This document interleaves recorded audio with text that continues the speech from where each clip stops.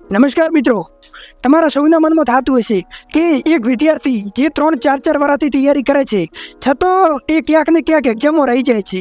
જ્યારે અમુક એવા વિદ્યાર્થીઓ તમારી નજરમાં આવતા હશે કે જે 4-6 મહિના સિરિયસ તૈયારી કરે છે અને ગવર્મેન્ટ જોબ લઈને જાય છે, તો એવું કેમ થાય છે? શું એ કંઈ અલગ સ્ટ્રેટેજી અપનાવે છે કે પછી એ જેટલું વાંચે છે એટલું એમને યાદ વધારે રહે છે? તો એની આપણે વાત કરીશું. મિત્રો, જો અમારા ખુદની લાઇબ્રેરીની વાત અમે કરીએ તો અમે લગભગ 10-12 વિદ્યાર્થીઓ મિત્રો બધા સાથે મળીને તૈયારી કરતા હતા. અમે 5 કે 7 મિત્રો લાગ્યા છીએ 2025માં ગુજરાત પોલીસમાં, અને બાકીના 4-5 નથી લાગ્યા. તો એવું કેમ થાય છે? શું અમે કોઈ અલગ સ્ટ્રેટેજી અપનાવી, અથવા જો જે 3-4 વર્ષથી તૈયારી કરે છે એ ક્યાંક ને ક્યાંક શું એવી તો ભૂલ કરે છે? એની આપણે મિત્રો આજે વાત કરીશું. તમે મિત્રો તૈયારી કરતા હો ત્યારે આડેધડ અમુક મિત્રો તૈયારી કરતા હોય છે.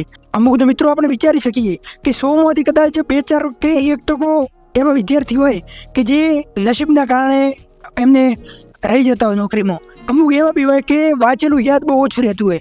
પણ 90-95% એવા વિદ્યાર્થીઓ છે કે જે બધા એવરેજમાં આવતા હોઈએ. આપણે કોઈ 10માં-12માં કોઈ ટોપમાં 95% નથી. આપણે 60-70% એવરેજવાળા છીએ બધા. હવે મિત્રો આપણે વાત કરીશું કે પ્લાનિંગ કઈ રીતે બનાવવું, સ્ટ્રેટેજી કઈ રીતે બનાવવી અને વાંચેલું યાદ કઈ રીતે રાખવું કે જેના કારણે તરત અને ટૂંક સમયમાં ઘણું બધું સિલેબસ કવર કરી અને તરત જોબમાં લાગી જવાય. તો પહેલાં મિત્રો આપણે વાત કરીએ કે સ્ટ્રેટેજી કઈ રીતે બનાવવી. તો અમુક આડેધડ વાંચતા હોય. મિત્રો, ક્યારે આવી ભૂલ નહીં કરવાની, આડેધડ નહીં વાંચવાનું. તમને ખબર છે કે તમે જો ગુજરાત પોલીસની તૈયારી કરી રહ્યા છો તો 4 મહિનામાં તમારી એક્ઝામ આવવાની છે. તો તમારું એવું પ્લાનિંગ તો હોવું જોઈએ કે એક્ઝામને 1 મહિના પહેલાં મારો સિલેબસ પહેલી તો પૂરો થઈ જવો જોઈએ. જેમને સિલેબસ પૂરો નથી એમને તમારે 2 દિવસ પછી એક્ઝામ હોય ને તમે આજ સિલેબસ પૂરો કરો તો તમે રિવિઝન મિત્રો ક્યારે કરશો? તમારા મિત્રો સિલેબસ તમે ગમે એટલો લોબો ખેંચશો, જો તમે ટાઈમસર રિવિઝન નહીં કર્યો અને મોક ટેસ્ટ નહીં આપ્યા તો તમે ક્યારેય સિલેક્શન નહીં લઈ શકો. ઘણા મિત્રો જે ટૂંક સમયમાં 1-1.5 વર્ષની અંદર કે 6 મહિનામાં એક્ઝામ ક્લિયર કરતા હોય, એમનું માઇન્ડ પાવર બી થોડુંક સારું હોય અને એ સ્ટ્રેટેજીથી બધું પ્લાનિંગથી તૈયારી કરતા હોય કે મારે 6 મહિના એક્ઝામને છે તો હું 4 મહિનાની અંદર સિલેબસ પૂરો કરીશ, છેલ્લા 2 મહિના હું મોક ટેસ્ટ ઉપર ભારણ કરીશ, રિવિઝન આપીશ, એવું બધું કરીશ તો જ એક્ઝામ નીકળશે. હવે તમે જો સીસીની તૈયારી હાલ ચાલુ કરી હોય તો સીસીની બી એક્ઝામ આવવાની છે. તમને ખબર હોય કે અંદાજિત આ મહિનામાં મારે પોલીસની અથવા તો સીસીની એક્ઝામ આવે છે, તો એને એક્ઝેક્ટ મારે 1.5 થી 2 મહિના પહેલાં મારો સિલેબસ પૂરો થઈ જવો જોઈએ.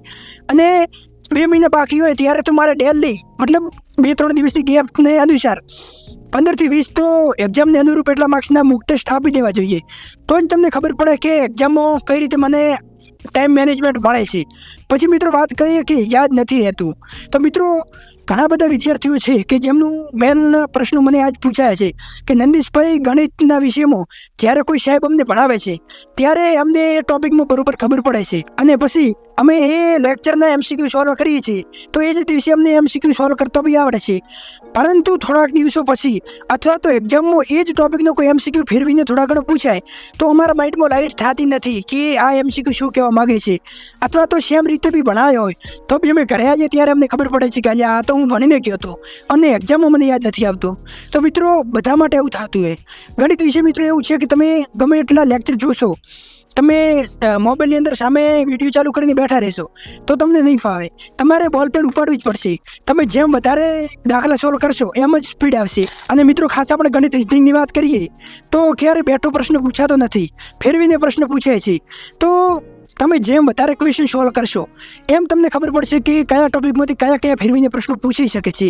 તમે 4-5 હજાર MCQ સોલ્વ કરેલા હોય તો મને નહીં લાગતું કે એક્ઝામમાં આમાંથી અલગ પ્રકારનો કોઈ બી MCQ પૂછાય. આ જોયા તમે 2-5 MCQ અલગ પૂછી શકે, બાકીના મોસ્ટલી MCQ આ એ રીતના જ તમને મળી જાય.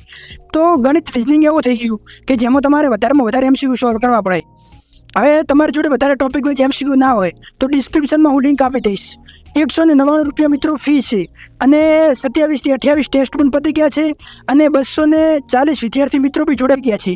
તો તમારે બી ટોપિક વાઇઝ ગણિત રિઝનિંગના ટેસ્ટ આપવા હોય તો ડિસ્ક્રિપ્શનમાં લિંક છે, તમે મેસેજ કરજો કે જ્યાં એક્ઝામ વખતે 60 માર્ક્સના બી ટેસ્ટ હશે અને ટોટલ 2000 આસપાસ MCQ પૂરા થવાના છે.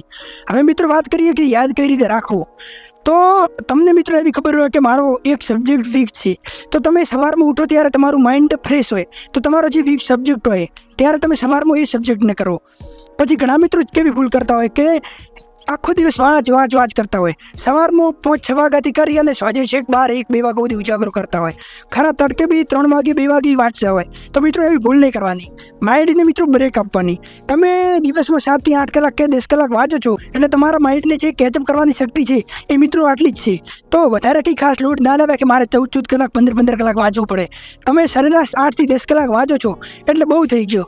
એના સિવાયના ટાઈમમાં તમે ઊંઘ લો. જેટલું તમે વધારે ઊંઘ લેશો તમારું માઇન્ડ ફ્રેશ હશે એટલું તમને યાદ રહેશે. તમે મિત્રો સવારમાં 7 વાગે લાઇબ્રેરી જો છો તો 7 થી 11 વાંચો, પછી જમી અને 12 થી 2 વાગ્યા સુધી વાંચો, 2 થી 3 1 કલાક તમે ઊંઘાઈ જાઓ, તમે 3 થી સાંજે 6-7 વાગ્યા સુધી વાંચો, પછી 7 થી 8 વાગ્યા સુધી કે 9 વાગ્યા સુધી 1-2 કલાકની બ્રેક લઈ લો, પછી 9 થી કરી અને સાંજે 12 વાગ્યા સુધી 11 વાગ્યા સુધી વાંચો, અને પછી 11-12 વાગ્યાથી કરી અને 6 વાગ્યા સુધી ઊંઘાઈ જાઓ. તમે 6-7 કલાકની પૂરતી ઊંઘ લો, બપોરે 1.5 કલાક જેવી ઊંઘ લો અને બાકીનો ટાઈમમાં તમે વાંચો. હું 7 કલાક 8 કલાક વાંચવાનું કહું છું, પણ એના સિવાયના ટાઈમમાં તમને રીલ્સ જોવાનું કહેતો નથી, ફાલતુના વિડીયો જોવાનું કે રખડવાનું કહેતો નથી. તમે કે વાંચો અને કે 7-8 કલાકની ઊંઘ પૂરી કરો. બાકીનું કંઈ આપણા માઇન્ડમાં ના આવવું જોઈએ. જેટલું તમે ફાલતુ વસ્તુ આપણા માઇન્ડમાં ભરશો એટલું તમે વાંચનથી દૂર જશો. એટલે વાંચો અને ઊંઘ લો, વાંચો અને ઊંઘ લો એટલે તમને યાદ રહેશે. પછી ગણિત રીઝનિંગ થઈ ગયું, એમાં તમે વધારે દાખલા સોલ્વ કરો. તમારા મિત્રો સામાજિક વિજ્ઞાનના ચેપ્ટર વાઇઝ ટેસ્ટ આપવા હોય તો એની બી હું ડિસ્ક્રિપ્શનમાં લિંક આપી દઈશ, તમે જોઈન થઈ જજો મારા ટેલિગ્રામમાં, કે જેમાં 3300 વિદ્યાર્થી મિત્રો હાલ જોડાયેલા છે અને લગભગ ધોરણ 6 અને 7 બંને ધોરણ પર પતી ગયા છે. તો તમે એ બી આપી શકો છો. ડેલી ટેસ્ટ એમાં આવતા હોય 10-15 માર્ક્સના. અને જેમ તમે વધારે MCQ સોલ્વ કરશો એમ તમને ફાયદો થશે. અને બીજું મિત્રો એ જ કહીશ કે યાદ કોઈને ના રહેતું હોય તો પછતાવાથી કંઈ થાય નહીં, કે એવું વિચાર્યાથી થાય નહીં કે મને યાદ નહીં રહેતું. એવું વિચારો કે મને યાદ રહેશે. યાદ ના રહે તો મિત્રો તમે લખીને તૈયાર કરો. તમે જેમ લખશો તમારી હાથ ચાલુ રહેશે તો તમને યાદ વધારે રહેશે. તો યાદ ના રહેતું હોય તો લખીને તૈયાર કરો. થોડા ઘણી બ્રેક લઈને વાંચવાનું રાખો. કલાક જેવું વાંચો, એના પછી 5-10 મિનિટની બ્રેક લો. અમુકને ચાથી ફાવતું હોય તો 2-3 કલાક થાય એટલે એકવાર ચા પી આવો, દિવસમાં 1-2 વાર ચા પી આવો. પછી જે સારા વિદ્યાર્થી મિત્રો તૈયારી કરતા હોય એમના કોન્ટેક્ટમાં રહો, એ કઈ રીતનું વાંચે છે, એમનું કઈ રીતનું પ્લાનિંગ છે એ તમે ચેક કરો અને પછી તૈયારી કરો. અને બાકી બી તમારા માઇન્ડમાં કંઈ તૈયારીની રિલેટેડ ક્વેશ્ચન હોય તો મને કમેન્ટમાં તમે કહી શકો. મારાથી થાય એટલો તમારી હેલ્પ કરવાની કોશિશ કરીશ. અને આપણે મળીએ એક નવા વિડીયો સાથે. ત્યાં લગી જે આપણો વ્યવહાર હોય, like share subscribe A I hope તમે કરી જ નાખ્યો હશે.